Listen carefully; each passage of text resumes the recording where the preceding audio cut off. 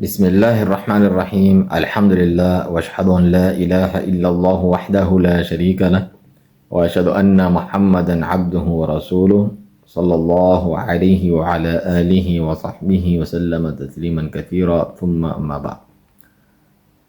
اللہ سبحانہ و تعالیٰ کا کلام اس کی صفت ہے۔ کلام اللہ کو مخلوق قرار دینا ایک کفریہ عقیدہ ہے۔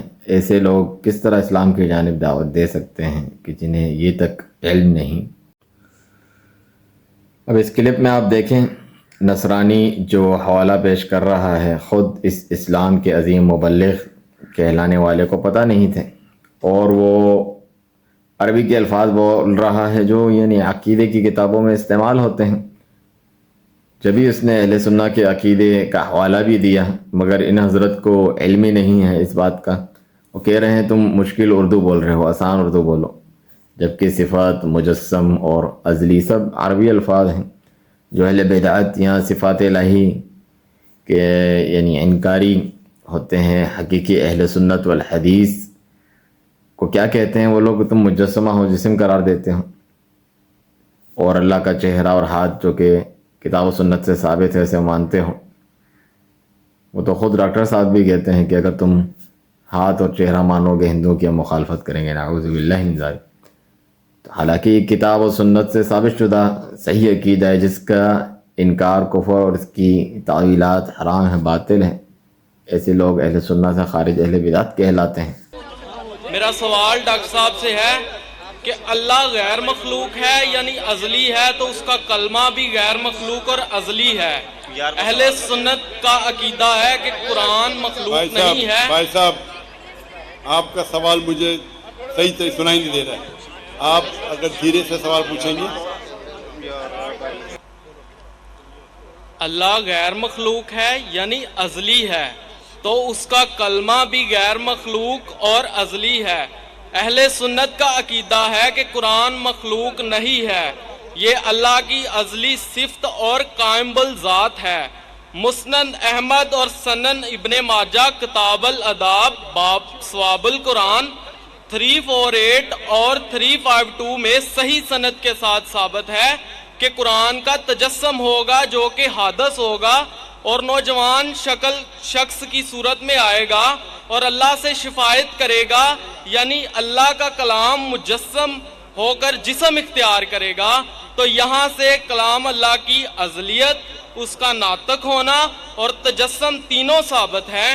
یہی تین باتیں ہم خداوند یسوع مسیح کے بارے میں کہتے ہیں کہ وہ اللہ کا کلام ہے اور ازلی ہے، اور اسی کلام کا تجسم ہوا اور شخص کے طور پر ظاہر ہوا، اور اہل اسلام نہیں مانتے۔ اس لیے ہم نے اپنے موقف کی تقویت کے لیے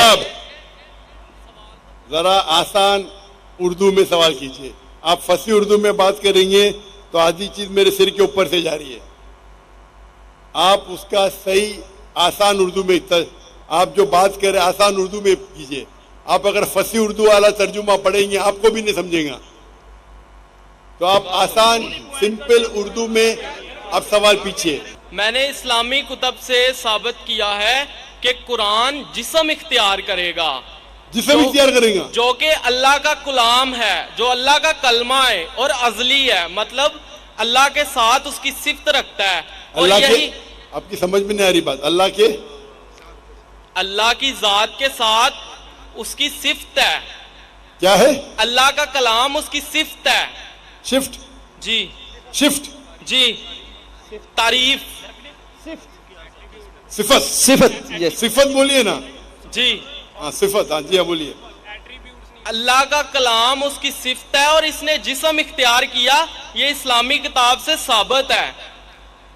اور اللہ کا کتاب نے جسم اختیار کیا، یہ بالکل غلط بات ہے۔ اللہ کا یہ حوالہ موجود ہے، آپ یہ غلط ترجمہ پڑھ رہے ہوئے۔ میں ترجمہ نہیں، میں بتا رہا ہوں کہ حوالے میں لکھا ہوا ہے کہ قرآن نوجوان شخص کی صورت میں آئے گا اور شفاعت کرے گا، اللہ سے شفاعت کرے گا انسان کی صورت میں آگے۔ جی ہاں جی ہاں۔ اور یہی بات جب ہم کہتے ہیں کہ یسوع مسیح جو اللہ کا کلام ہے اور ازلی ہے اور اس کا تجسم ہوگا، یعنی اس نے بھی جسم اختیار کیا۔ ازلی کا معنی کیا ہے؟ हमेशा के लिए, नेवर लास्टिंग। एवर लास्टिंग, हाँ, अदली है। और तो इसलिए हमने अपनी बात को तकवीयत देने के लिए इस्लामी किताब से हवाला दिया। अगर यही बात सच है जो कि आपकी किताब से भी साबित है, तो आपको भी मौला मसीह के कदमों में आ जाना चाहिए ताकि हमेशा की जिंदगी मिले, क्योंकि मसीह ने कहा कोई मेरे आप बगैर जरा आस्ते से बात आपके करेंगे, पास नहीं जा आप सकता। अपने आप ही बात कर रहे हैं, यहाँ मुझे माइक्रोफोन पे सुनाई नहीं दे रहा है। आपको बात करने की आदत नहीं है शायद। सर, इस्लामी किताब से साबित है कि कुरान जो अल्लाह का कलमा है वो जिस्म इख्तियार करेगा, और हम मसीही भी ये कहते हैं कि जो यीशु मसीह है वो खुदा का कलमा है और उसने जिस्म इख्तियार किया। तो आप हमारे वाला कीदा आपकी किताब से साबित है, तो फिर आप मौला मसीह के कदमों में आ जाएं। हाँ, अभी समझा आपका सवाल। ऐसा साफ पूछो ना, आप वो पढ़े, तर्जुमा पढ़े लंबा लंबा। आपका ये कहना है कि कुरान अल्लाह का कलाम है और कुरान में लिखा हुआ है कि ईसा अलैहिस्सलाम कलमतुल्लाह है, बराबर? बाइबल में लिखा हुआ है कि वो खुदा का कलाम है हमारे अकायद के कौन मुताबिक। कौन खुदा का कलाम है? यीशु मसीह। यसु मसीह, ईसा अलैहिस्सलाम ना। जी, कुरान में भी लिखा है कि कलमतुल्लाह है। मैं बाइबल की बात कर रहा हूँ। मैं आपको कुरान का भी हवाला दे रहा हूँ। Okay okay. भाई साहब का सवाल है, अभी समझा मैं, कि बाइबल में लिखा हुआ है कि ईसा अलैहिस्सलाम खुदा का कलमा है। मैंने उनसे कहा कि कुरान में भी लिखेला है ईसा अलैहिस्सलाम कलमतुल्लाह है, is the word of God. Yes. Quran में हर पैगंबर अल्लाह का है, हर पैगंबर कलमतुल्लाह है। क्या किसी पैगंबर का दावा मौजूद भाई है? साहब, ये आपने भाई सवाल साहब, पूछ लेना। अभी माइक बंद करो आपका। आप बीच में इंटरप्ट नहीं कर सकते। आपने आपको सवाल शुरू पूरा में किया, बताया था। मैं सवाल अभी आपका सवाल समझा, जवाब शुरू किया गया बीच में। ये सवाल जवाब का सेशन है, डिबेट का सेशन है। यहाँ सवाल पूछे, अभी चुप रहो। पहला सवाल समझ नहीं पाया, मैं सवाल समझ गया, जवाब देने लगा, बीच में टपक रहे। भाई साहब, ये सवाल जवाब का सेशन है, डिबेटिंग सेशन नहीं। ये प्रॉब्लम है। अब बोलेंगे जाकिर भाई हिकमत से बात करो। इतना लंबा टाइम दिया। तो भाई साहब का सवाल था कि बाइबल में लिखा है कि ईसा अलैहिस्सलाम अल्लाह के कलाम है, तो मैंने उसे कहा ये कुरान में भी लिखा है। जाहिर है जब देवमालाई कहानियों वाली हिंदुओं की किताबें पढ़ने पर ज़िंदगी के कीमती औकात लगाए हों, उनका स्टूडेंट बना हो, बजाय किताब व सुन्नत और सही सलफ़ी सुन्नी अक़ीदा सीखने और गुमराह शिरकिया कुफरी अक़ायद रखने वालों के रुदूद पे किताबें ना पढ़ने का, अहले इल्म से ना सीखने का, यही हाल होगा। और हम मुसलमान ये मानते हैं कि हर पैगंबर जो अल्लाह की तरफ से आए वो सारे अल्लाह के कलाम थे। इब्राहिम अलैहिस्सलाम, मूसा अलैहिस्सलाम, ईसा अलैहिस्सलाम, मोहम्मद सल्लल्लाहु अलैहि वसल्लम, हम सब मानते हैं, क्योंकि सिर्फ लक़ब किया गया है। अगर कुरान में कहा गया है कि ये पैगंबर कलामुल्लाह है, उसका मतलब नहीं कि बाकी पैगंबर कलामुल्लाह नहीं है। आप समझ रहे, आपकी गलत फहमी है। इमाम अहमद बिन हम्बल रहमहुल्लाह, इमाम अहल सुन्नह वल जमाआ, वो अज़ियतें सहते रहे, क़ैद व बंद में रहते इस अक़ीदे के दिफा में कि कुरान अल्लाह ताला का कलाम है, उसकी सिफ़त है, मखलूक नहीं है। और जहमिया गुमराह फ़िरके वाले, उनका ये अक़ीदा कि कुरान अल्लाह का कलाम सिफ़त नहीं बल्कि मखलूक है, इस अक़ीदे को यानी कुफ़र करार देते रहें। और यहाँ आप देखें दाई इस्लाम को बजाय सही जवाब देने के और कुफरियात फैला रहे हैं कि तमाम अंबिया किराम अल्लाह का कलाम है। नाउज़ुबिल्लाह, ये तो बदतरीन शिर्क है। वो अल्लाह के नेक बंदे हैं और मखलूक थे, ना कि अल्लाह का कलाम उसकी सिफत। तो उसी तरीके से कुरान मजीद में ईसा अलैहिस्सलाम को लक़ब दिया जाता है कलामुल्लाह, यानी अल्लाह का कलाम। उसका मतलब नहीं कि वो खुदा है, ये आपकी गलत फहमी है। وہ تو سب کو ساتھ لے کے چلنا چاہتے ہیں. جیسے ہمارے یہاں بریلوی عقیدہ رکھتے ہیں نبی کریم صلی اللہ علیہ وسلم کے تعلق سے کہ وہ نور من نور اللہ ہیں، یعنی فرشتوں والا مخلوق والا نور نہیں، کیونکہ انبیاء کرام علیہم الصلاۃ والسلام تو فرشتوں سے افضل ہیں، بلکہ خالق والا نور. اس شرک میں اور نصارہ کے شرک میں پھر کیا فرق ہے؟ جو ابھی نصرانی اپنی زبان سے اقرار کر رہے ہیں، دیکھیں آپ کے سامنے اللہ تعالیٰ کیا فرماتا ہے، وَجَعَلُوا لَهُ مِنْ عِبَادِهِ جُزْءًا إِنَّ الْإِنسَانَ لَكَفُورٌ مُبِينٌ. انہوں نے اللہ تعالیٰ کے بندوں میں سے اس کا جز حصہ بنا دیا. ایسا انسان کھلا کفر کرنے والا ہے. اور یہ ہم اپنی طرف سے نہیں کہہ رہے، آپ سنتے رہتے ہیں الصلاۃ والسلام علیک یا نور من نور اللہ. خود ان کے احمد رضا خان بریلوی، ان کی جو مشہور نعت ہے سب سے اولا اور اعلیٰ ہمارا نبی، اس میں کہتے ہیں، اس کا اقرار کرتے ہیں کہ جس نے ٹکڑے کیے ہیں کمر کے وہ ہے نور وحدت کا ٹکڑا ہمارا نبی صلی اللہ علیہ وسلم. اعوذ باللہ من ذالک. اور عیسیٰ علیہ الصلاۃ والسلام کو جو قرآن میں کلمہ کا ہے، جو مریم کی طرف ڈالا گیا، علیہ السلام کی طرف ڈالا گیا، اس کا کیا مطلب ہے؟ اس کا مطلب ہے کہ یعنی اللہ کے حکم سے، اللہ کا کلمہ کن فیکون تھا جو ہوا اور ہو گیا، اور کہنے پر اللہ سبحانہ تعالیٰ کے حکم سے. اسی طرح وہ کلمہ یعنی پیغام پہنچانا تھا مریم علیہ السلام کی طرف، کہ وہ کلمہ بشارت تھا جو جبرائیل علیہ السلام لے کر گئے ان کی جانب. یہ اشارہ ہے نہ کہ عیسیٰ علیہ الصلاۃ والسلام خود وہ کلمات ہیں، اللہ کا کلمہ اور کلام اس کی صفت ہے. نصارہ بدترین یعنی شرک کرنے والوں کا یہ مشہور و معروف شبہ ہے، لیکن حضرت اس کا جواب نہ دے پائے. سلف صالحین کی تفاسیر پڑھی ہوتی تو ان کو علم ہوتا. تفسیر ابن جریر، ابن کثیر، یا ماضی قریب کی شیخ عبد الرحمن السعدی رحمہ اللہ کی تفسیر میں تفصیلات موجود ہیں. جیسے کہ اللہ تعالیٰ کا فرمان ہے کہ یا اہل الکتاب لا تغلوا فی دینکم، اہل کتاب اپنے دین میں غلو نہ کرو، مبالغہ نہ کرو. ولا تقولوا علی اللہ الا الحق، اللہ کے ذمہ سوائے حق کے کچھ بات نہ کرو. انما المسیح عیسی ابن مریم رسول اللہ، مسیح عیسیٰ ابن مریم تو اللہ کے رسول ہیں. وہ کلمتہ، اور اس کا کلمہ القاہ الی مریم، جو مریم کی طرف بھیجا گیا، جس کی تفسیر ابھی آپ نے سنی. وروح من، اور اس کی جانب سے روح. فآمنوا باللہ ورسولہ، تو ایمان لاؤ تم سب اللہ اور اس کے رسولوں پر. ولا تقولوا ثلاثہ، یہ نہ کہو تین ہیں، تین کا ایک ہو گیا ہے خدا، جس طرح عقیدہ ہے نصارہ کا. انتہوا خیر لکم، بات آ جاؤ تمہارے لیے بہتر ہے. انما اللہ الہ واحد، اللہ تو اکیلا الہ واحد معبود حقیقی ہے. سبحانہ ان یکون لہ ولد، وہ پاک ہے اس سے کہ اس کی کوئی اولاد ہو. لہ ما فی السماوات وما فی الارض، اسی کے لیے ہے جو کچھ آسمان اور زمین میں ہے. وکفی باللہ وکیلا، اور اللہ تعالیٰ بطور کارساز کافی ہے. تو یہاں کلمہ یعنی بشارت کی خبر ہے، جیسے کہ ابن جریر رحمہ اللہ صاحب کی تفسیر میں فرماتے ہیں، تفسیر طبری میں، کہ سورۃ آل عمران میں اللہ تعالیٰ نے اس کا ذکر کیا کہ اذ قالت الملائکۃ یا مریم ان اللہ یبشرک بکلمۃ منہ، کہ جب فرشتوں نے مریم سے کہا کہ بے شک اللہ تعالیٰ تمہیں بشارت دیتا ہے ایک کلمے سے جو اس کی طرف سے ہیں.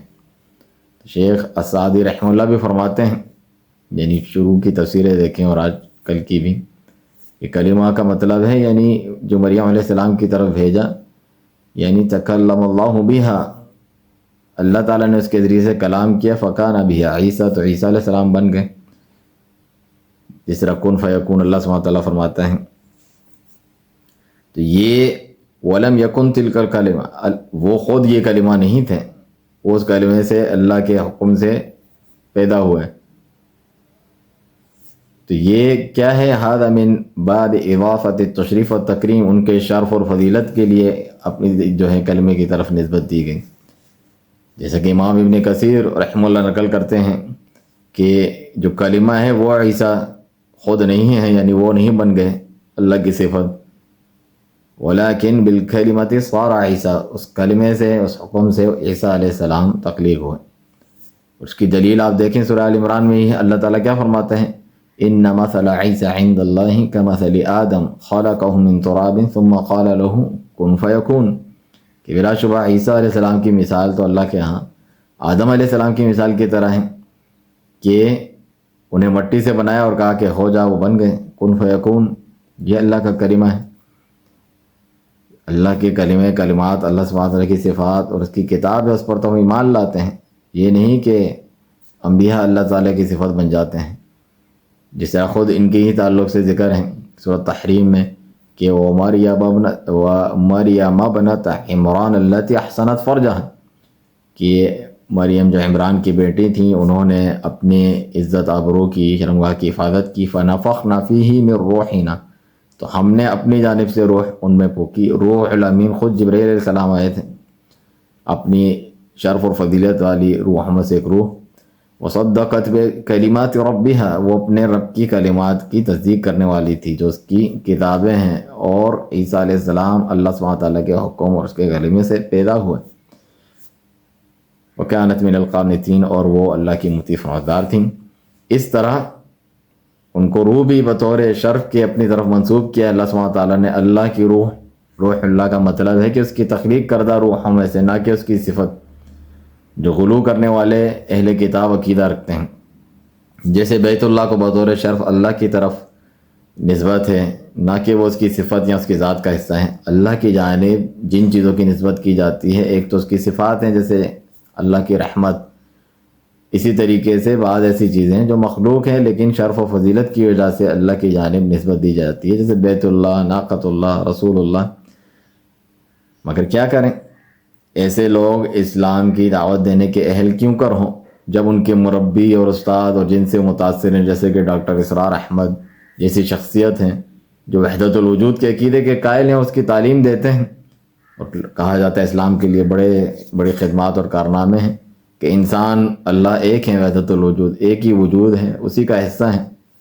اور روح جو ہے امر ربی سے ہیں جس طرح قرآن میں، اور وہ اللہ کی صفت ہے، انسان بھی اسی کی صفت کا ٹکڑا ہے، اسی میں مل جانے والا ہے، اسی سے نکلا ہے. تو انسان اور خدا میں کوئی فرق نہیں، سب ایک ہی وجود ہے. مثال کے طور پہ قرآن فرماتے کہ ابراہیم علیہ السلام اللہ کے دوست ہے. اس کا مطلب نہیں کہ باقی اللہ کے دوست نہیں ہیں. تو ہر پیغمبر کو ایک لقب دیا جاتا ہے. اور یہ بھی عجیب بات کہ جو ہے جیسے ابراہیم علیہ السلام جو ہیں ان کو کہہ رہے ہیں کہ وہ اللہ کے دوست ہیں، خلیل ہیں، جس طرح اور انبیاء سارے دوست ہیں، بس ایک لقب ہے. ایسا نہیں ہے، بلکہ ان کی یہ اسپیشل خصوصیت ہے اور فضیلت اور شرف ہے جس میں کوئی شریک نہیں سوائے محمد رسول اللہ صلی اللہ علیہ وسلم کے، کہ اللہ کے دوست و مومنین بھی ہیں اور اللہ ان سے محبت کرتا ہے. جس طرح ہمارے یہاں جاہل حبیب اللہ کہتے ہیں، رسول اللہ صلی اللہ علیہ وسلم کو درجہ کم کرتے ہیں، خلیل اللہ ہیں، وہ اس سے بھی اعلیٰ اور افضل. وہ کہتے ہیں ہم وہابیوں کا دل جلا رہے ہیں، محبوب وہ نہیں سمجھتے، حالانکہ تم کم کر رہے ہو ان کا درجہ اپنی جہالت میں. چنانچہ رسول اللہ صلی اللہ علیہ وسلم کی واضح حدیث موجود ہے صحیح مسلم وغیرہ میں کہ انی ابرؤ الی اللہ، میں اللہ کے حضور اس بات سے بری ہوں، ان یکون لی منکم خلیل، کہ تم میں سے کوئی میرا خلیل ہو. فإن اللہ تعالی قد اتخذنی خلیلا، کیونکہ اللہ تعالیٰ نے مجھے اپنا خلیل بنایا. یہ سب سے محبت کا اعلیٰ درجہ ہوتا ہے. کما اتخذ ابراہیم خلیلا، جس طرح اس نے صرف ابراہیم علیہ السلام کو خلیل بنایا. اگر میں کسی کو خلیل بناتا تو وہ اگر صدیق رضی اللہ عنہ کو بناتا. آگے اسی حدیث میں ایک بات فرمائی جو یہاں پر وہ ذکر کر ہی نہیں سکتے تھے، حالانکہ ایسی چیز ذکر کرنی چاہیے. فرمایا الا وان من کان قبلکم، خبردار تم سے پہلے جو لوگ تھے، كانوا يتخذون قبور انبیائہم وصالحیہم مساجد، نبیوں ولیوں صالحین کی قبروں کو مساجد بنا دیتے جس طرح مزار اور درگاہیں ہیں. الا فلا تتخذوا قبور مساجد انی انہاکم عن ذلک، تو تم ان قبروں کو مساجد مزار نہ بنانا، میں تمہیں اس سے منع کر رہا ہوں. اور یہاں پر تو دھڑلے سے یہ کام ہوتا ہے، اس کو روکنے والا نہیں. ان کے جہاں یہ موجود ہیں لاہور میں بادشاہی مسجد میں خطاب کر رہے ہیں، یہ کیا جانے اس حدیث کو. اسی حدیث میں قبر پرستی کا رد ہے جس میں مسلمان کہلانے والے مبتلا ہیں، اور جو ان کی ہمت نہیں کہ لاہور میں کھڑے ہو کے داتا دربار کے بارے میں کچھ کہیں کہ وہاں شرک و بدعات کا اڈا ہے، لوگوں نے بنا رکھا ہے، لوگوں کو اس سے روکیں. اور جس حدیث کا یہ نصرانی کرسچن حوالہ دے رہا ہے اس کا جواب ہی نہیں دیا تاکہ لوگ شبہات میں رہیں اور اپنے کفریہ عقائد پر جو ہے نصرانی بھی جمے رہیں، جواب ہی نہیں دے سکیں. اور ان سے زیادہ جاہل مسلمانوں کا اتنا ہجوم جمع کر رکھا ہے وہاں پر، اور بتاتے ہیں اتنے میں جمع کرتا ہوں. بڑی خوبی والی بات ہے، جیسے کہ جنہیں کل تک اس شبہ کا پتہ نہیں تھا انہوں نے بھی سن لیا اور اس کا جواب لے کر واپس نہیں لوٹے. تو اسی لیے سلف صالحین اس قسم کے جدال مناظروں سے ڈیبیٹ سے منع کیا کرتے تھے عام عوام کے سامنے. ہدایت کے بجائے جہالت پھیلانا، انہیں بس شور مچانا اور اپنی بڑائی بیان کرنا آتا ہے. جس رب سبحانہ و تعالیٰ اللہ تعالیٰ کی طرف دے رہے ہیں اس کی توحید کی شان نہیں معلوم، جس رسول صلی اللہ علیہ وسلم کی طرف بلا رہے ہیں ان کی رسالت اور حقوق کے تعلق سے کچھ معلوم نہیں. جبھی تو بار بار اپنے خطاب میں کہتے ہیں نصارہ سے میں تم سے محبت کرتا ہوں، کفار سے اس طریقے سے، اور پھر بتاتے ہیں کہ واحد دین ہے کہ جو ہے اسلام ایسا دین ہے کہ جس میں عیسیٰ علیہ السلام کے اوپر ایمان لائے بغیر کوئی شخص مسلمان نہیں ہو سکتا، مومن نہیں ہو سکتا. یہ تو صحیح بات ہے. اور دوسری طرف خود جو ہے محمد رسول اللہ صلی اللہ علیہ وسلم جن پر ایمان لانا ضروری واجب ہے، آخری نبی ماننا، اس کے بغیر کوئی مسلمان نہیں ہوتا. کہتے ہیں کہ اس کے بغیر بھی جو ہے انسان دیگر عقائد صحیح رکھے تو جنت میں داخلہ ممکن ہے. چنانچہ حالانکہ رسول اللہ صلی اللہ علیہ وسلم کا فرمان ہے کہ جو بھی اہل کتاب میں سے امت میں سے میرے بارے میں سنیں اور پھر جو میں لے کر آیا ہوں اس پہ ایمان نہ لائے، مجھ پر ایمان نہ لائیں، الا کان من اصحاب النار، جہنمی ہوگا یقینی طور پہ. یہاں دیکھیں الٹا کہہ رہے ہیں کہ قرآن و جو ہے اسلام کو تم نہیں جانتے، قرآن کو نہیں جانتے، حالانکہ اس نے حوالہ دیا ہے. ان کو صحیح عقیدے کا خود پتہ نہیں کہ اس کا کیا حق و دفاع کریں گے. آیت بھی غلط پڑھ رہے ہیں. لقد کفر الذین قالوا ان اللہ هو المسیح ابن مریم کو کہہ رہے ہیں عیسیٰ ابن مریم.